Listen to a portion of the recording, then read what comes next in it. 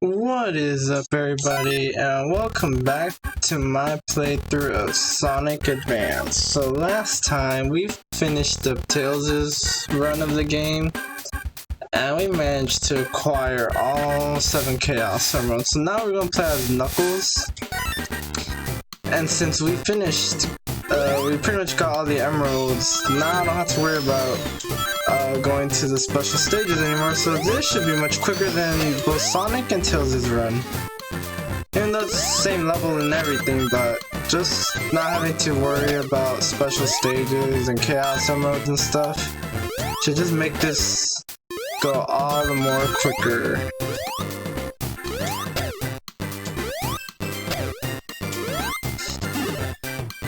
So in this game, Knuckles pretty much plays like Sonic, I think. I mean, he's got his gliding abilities, of course, but I say it more like in the way that I think his jump height is the same as Sonic.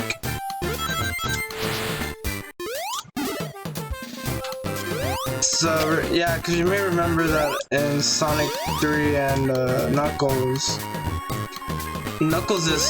gameplay was tailored that way to kind of be like the harder version of the game. But in this game, that is not the case. If anything, it's probably like the second easiest behind Tails. Just because the gliding is just really it's just really good. It's really like a real lifesaver. And then the bosses are the same too, because remember that I'm trying to grind. Unless you're gonna tell me Sonic is the only one who can grind, but I don't think that's the case.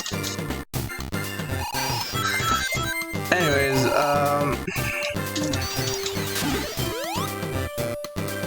yeah, what was I saying? Oh, the bosses, because yeah, in Sonic 3 and Knuckles, remember his bosses are also harder, but since the bosses are exactly the same in this game, well, yeah, Knuckles' gameplay just really isn't hard mode in this game, so that's good.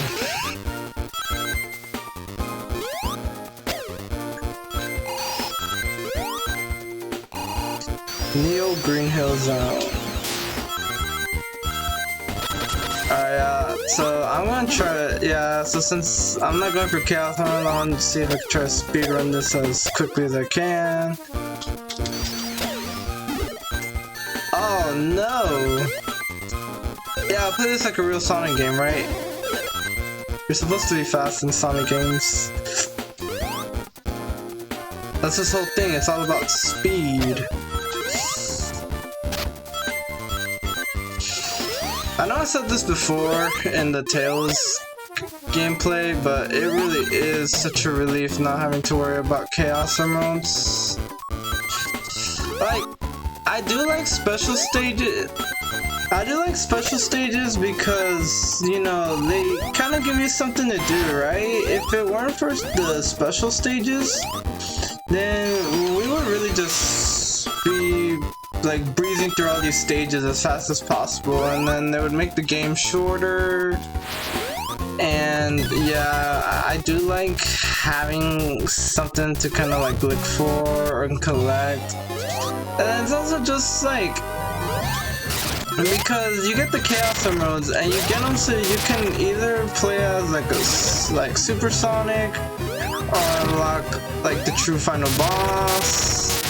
And I like that because, you know, kind of like getting them kind of gives you like a sense of like accomplishment and stuff. You see, that's the true sense of pride and accomplishment.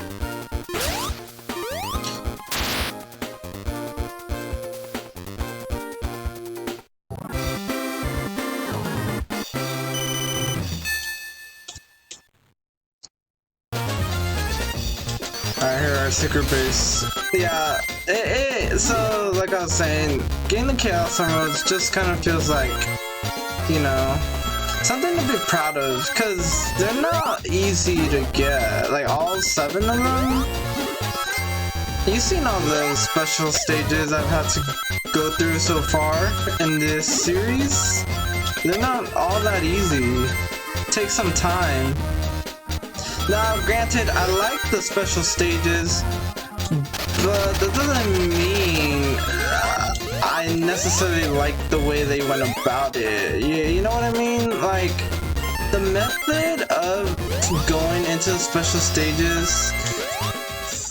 Well, so far we've seen different methods in each game, right? Some games did it better, others did it worse. So just because, like, you know, I like the whole sense of, hey, like, you know, going for, like, kind of like taking your time to explore the level, or like not taking a hit so you could go into the special stage or whatever.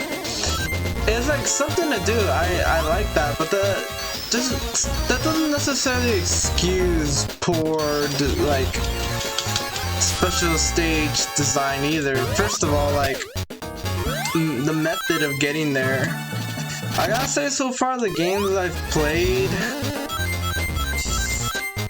I know Sonic the Hedgehog 1 and Sonic CD are kind of like my least favorite so far. Just because, you know, holding on to 50 rings at the end of the level just, I mean, it could be a bit of a challenge, just because there are a lot of ways that you'll get, like, blindsided by obstacles and enemies, so there's not much you can do, and that's to be expected since you are going fast. The only way you can really go, like, kind of like guarantee it is if, like, you move really slow. But that's not how you play a Sonic game, and you didn't get punished for it, because you only got 10 minutes to finish the level, or else you die. So, yeah, not really a huge fan of that. This game, not really a huge fan of. Well, nah, you know what, I take that back. This game's method is actually not that bad. Just because you really only need to find one spring. And they're in, like, you know, they're gonna be in the same area all the time. In the same, like, zones and acts.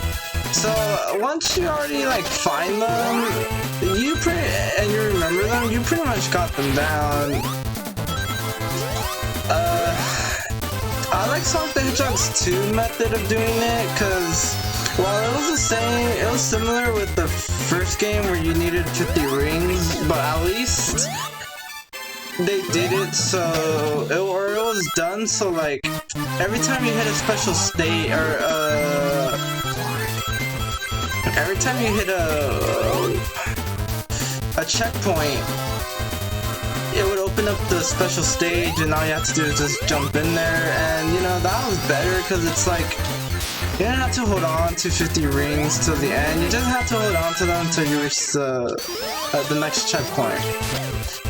Sonic 3 Knuckles is alright for me.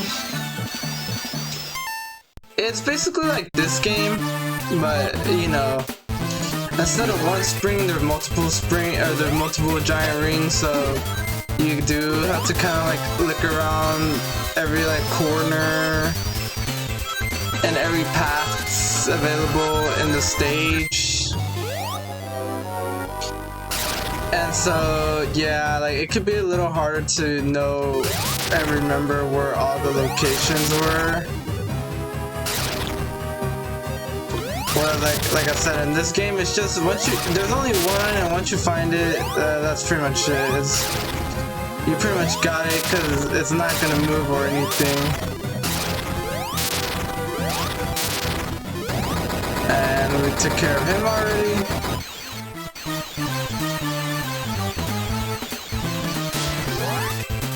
Alright.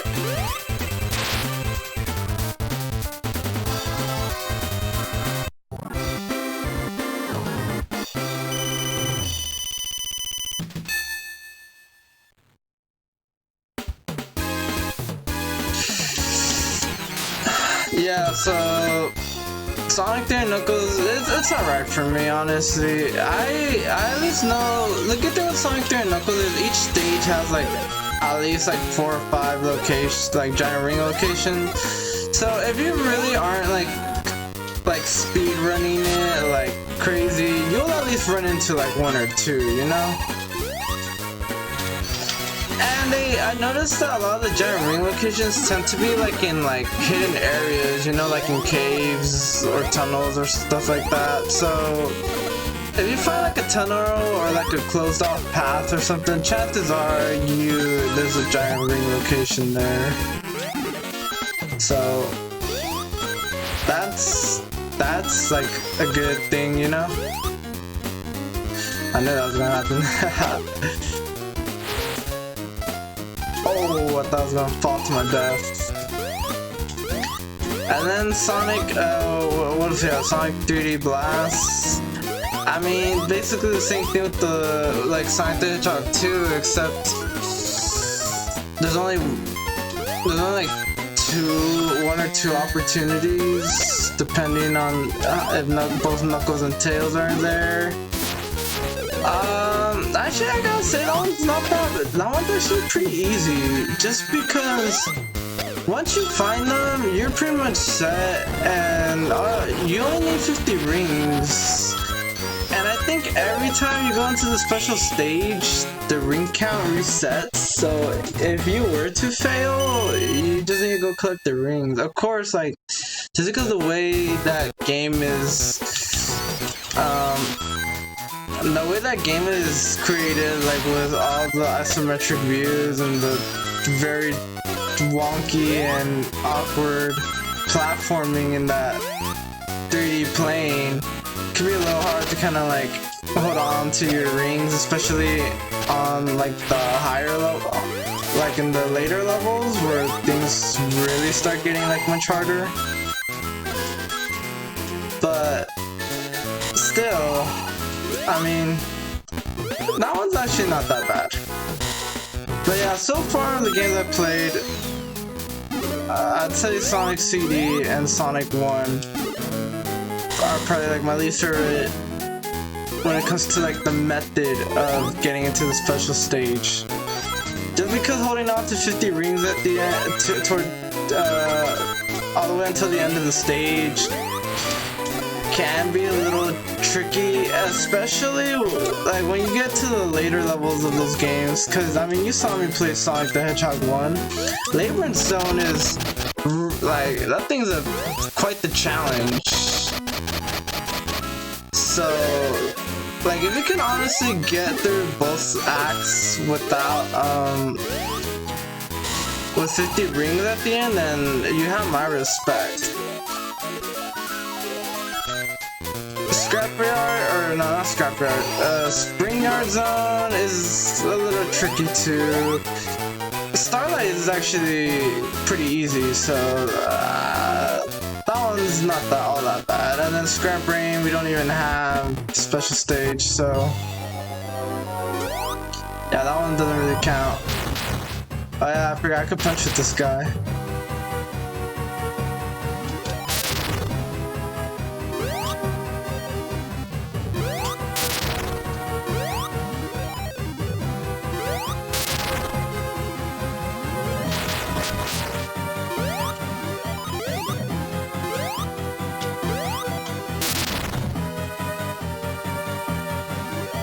Alright, now he's moving faster.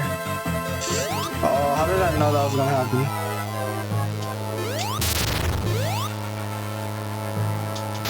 Damn it, I missed.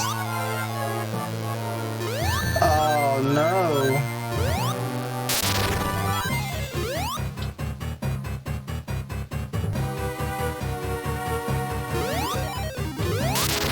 Oh, what the hell? I was actually able to hit him, even though he was like all the way in there?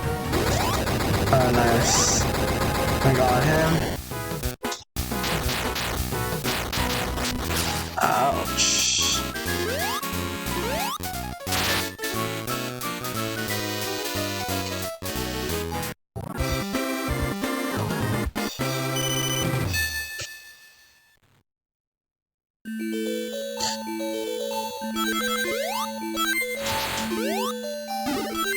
But trust me, some of the special stages in the later games get much harder. So yeah,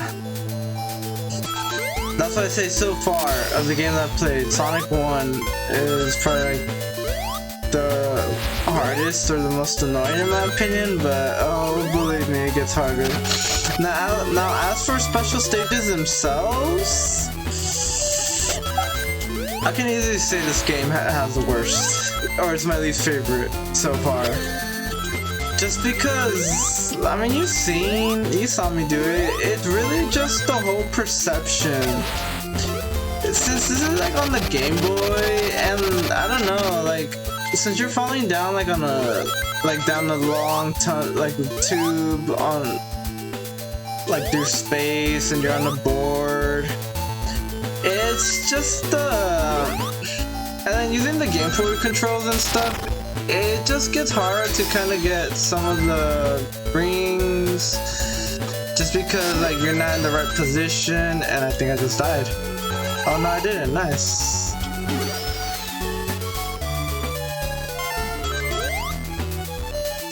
So yeah, this game probably has like the, oh wait, Knuckles can swim? What the hell? Nice. I mean, it's basically just gliding, but with the swimming animation. Oh, no, he actually floats.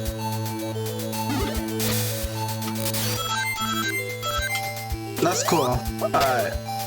But anyways, yeah, this game easily has like the worst special stages in my, cause even I'll even say okay, so the UFOs, while they were kind of annoying in my opinion, they're still doable. I mean, they're not that challenging. Just, I mean, it does kind of suffer from like the same issue this game has with like perception, because sometimes you try to hit the UFO and it's like you look at it and you're like, well, I should have hit that, but I didn't.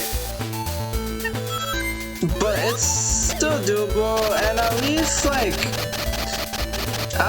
once you hit the 20-second mark, there'll always a UFO will always spawn in the middle that will give you extra time if you destroy it. So as long as you can like hit that UFO, then you're solid, and avoid the water at the same time. But like in here, it's like, yeah, you need to get the rings. If you don't get them, then oh well, you're screwed. Now what else is there? I know Sonic 1 I said was annoying too, but I mean the fact that I was able to get all 6 emeralds easily, clearly it's not as annoying as I originally thought. I mean, I don't know, maybe it could be because I played the first Sonic game like so many times that like I can handle the special stages. Oh my god. But still, I guess really the key to the Sonic 1 stages is just like, just be cautious, like tread carefully. Try not to fuck around with the reverse, like with the reverse sphere and like the speed spheres. It could kind of make things a little harder for you.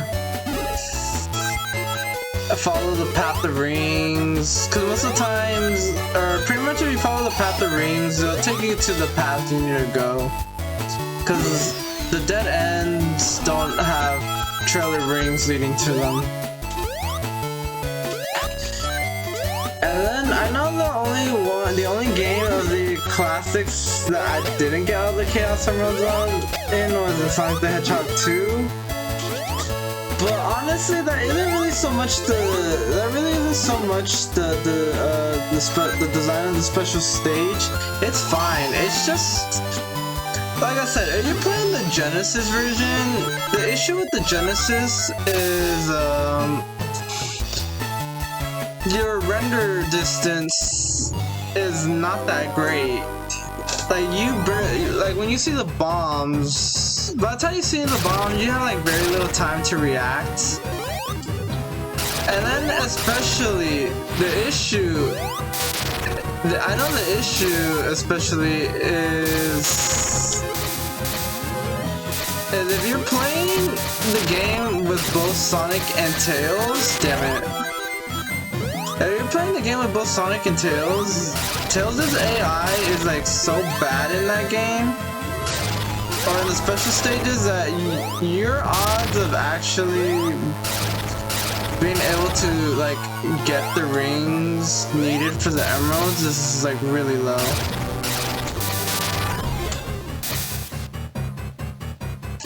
But if you play the mobile port, all those issues are fixed, and the special stages are actually some of the best. Yeah, because I played the mobile version, and I was able to get the 7 emeralds like real easily.